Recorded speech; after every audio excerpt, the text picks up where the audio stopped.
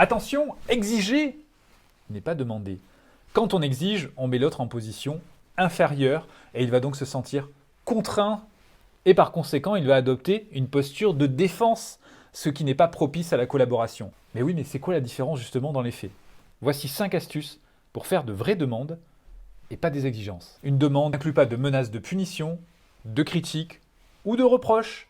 Évitez, fais ça, sinon, pour introduire une demande, on va dire je veux, je voudrais, ou encore serais-tu prêt à, et non pas un ordre, fais ci, fais ça. On va utiliser un langage d'action positif, c'est-à-dire qu'on va exprimer clairement et sans ambiguïté les actions que nous attendons. Ça sera par exemple, je veux que tu ranges ce type de jouet dans ce bac. On va maintenant s'assurer que la demande est comprise en demandant à l'autre, qu'as-tu compris de ma demande?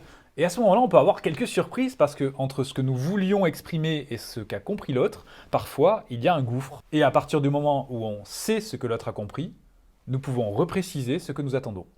Enfin, une astuce importante, une demande sera d'autant plus efficace si on l'exprime avec nos besoins et nos sentiments.